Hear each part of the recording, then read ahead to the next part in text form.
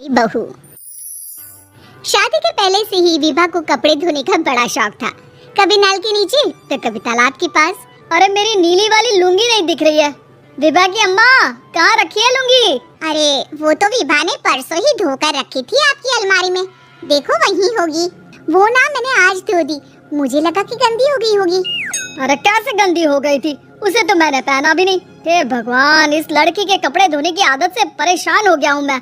जितना तो घर में राशन नहीं आता उससे कहीं ज्यादा डिटर्जेंट पाउडर का खर्चा है।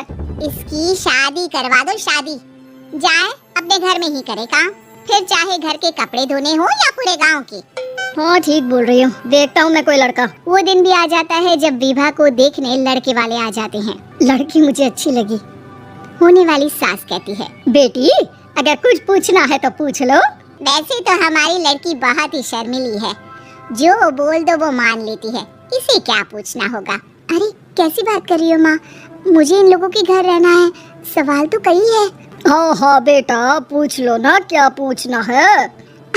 आप लोगों के घर कपड़े कौन धोता है? सास का मुंह बन जाता है। देखो अगर तुम ये कहना चाहती हो कि तुम्हें कपड़े धोने नहीं आते तो सुन लो, कपड़े मैं ही धोती हूँ, लेकिन तुम्हारे आ जाने के बाद मैं रुमाल तक नहीं धोऊंगी।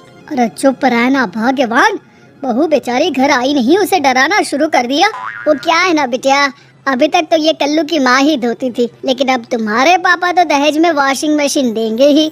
तभी विभा की माँ बोल पड़ती है, सवाल भी पूछा तो क्या, वैसे भाई साहब मशीन की तो फिर भी कपड़े धोने की कैपेसिटी होती है। मतलब जो बिटिया दे रहे हैं ना विभा, इसे कपड़े धोने का बहुत शौक है। ये आप लोगों के क्या आस पड़ोस गांव मोहल्ले सबके कपड़े धो दे और उफ तक ना करे।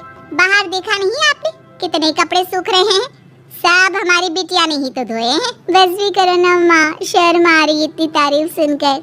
और तो और एक दाग निकाल कर दिखाओ तो मान जाओ। हाँ अच्छा माफ करना बेटा, मैंने गलत समझा, हमें तो रिश्ता बहुत पसंद है।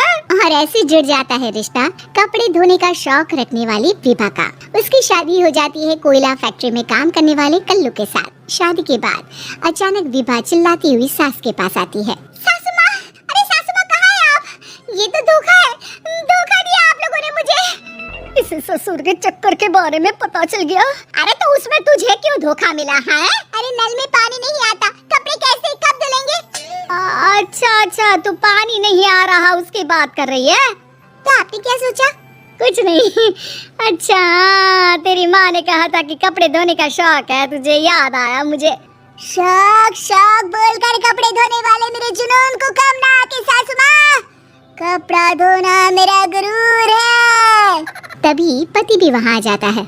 अभी मैंने इसे सनी देओल की फिल्म दिखाई है, उसी के डायलॉग मार रही है माँ। अच्छा सुन, साफ बता रही हूँ, पानी सुबह 4 से 6 और शाम को 10 से 12 आता है, समझी?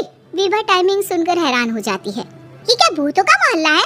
सुबह 4 बजे उठकर कौन कपड़े धोता है? 4 बजे टंकी में पानी जाता है, फिर सारा दिन धोना ना, किसने मना किया?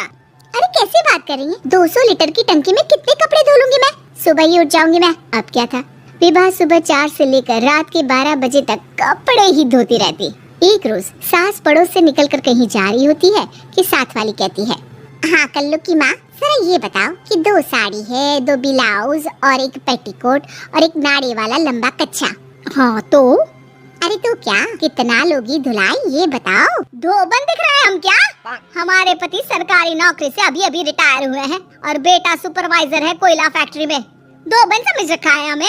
हाय रे कल्लू की अम्मा माफ कर दो, वो तो मोहल्ले में यही सब बता रहे थे कि तुमने बहू को कपड़ा धुलवाने के काम में लगा दिया है। सास को पड़ोसन की बात सुनकर गुस्सा आ जाता है। वो घर पहुंचती है जहां घर के बाहर ही इतने सारे कपड़े सूख रहे होते हैं जितने कि किसी धोबन के घर पर। अरे ओ कल्लू की दुल्हन बाहर निकल। माँ जी यहीं आ जाओ, बाथरूम में चादर धो रहे हैं हम। अरे अभी हम धोते हैं, तुमको बाहर निकलो। ये आस पड़ोस वाले बोल रहे हैं कि हम बहू से कपड़े धुलवा कर उसे कपड़ा धोने वाली बना दिए हैं। अरे छोड़ो ना माँ जी, किन लोगों की बातों में आती हो? आस पास के लोगों का तो काम ही होता है कि वो किसी तरह सास बहू को लड़ा दे। बहू सारे घर के कपड़े धोती है, ये क्या कम है? बोलिए। सास को भी लग जाता है कि वो बहू का ये सनकीपन नहीं छुड़वा सकती, इससे अच्छा है कि खुद ही चुप हो जाए। एक रोज सास और बहू मंदिर जाते हैं, जहाँ सास की साड़ी वहाँ खड़ी भीख मांगने वाली से मिलती है। माँ जी क्या बात है, आपकी साड़ी उस भिखारन से कितनी मिल रही है ना?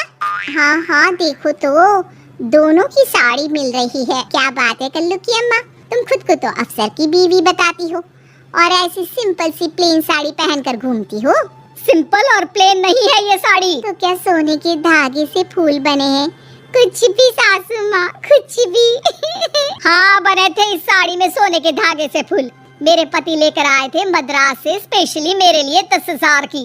ताहे भाई साहब इस भिखारन के लिए भी सेम टू सेम साड़ी लेकर आए होंगे 10,000 की। सास उस वक्त तो कुछ नहीं कहती, लेकिन बहू के साथ घर आती है और अलमारी से एल्बम निकाल कर लाती है। ये साड़ी देख रही है, ये वही साड़ी है जिसे मैंने अभी पहना था।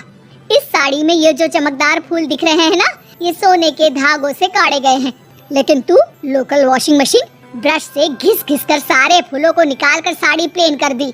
मुझे माफ कर दीजिए सासू माँ। और तो और, जब मैंने तुझे तेरी गलती के लिए कुछ नहीं कहा, लेकिन तूने तो सबके सामने मेरा मजाक ही बना दिया। क्यों? बहू को समझ में आ जाता है कि अब से उसका कपड़े धोना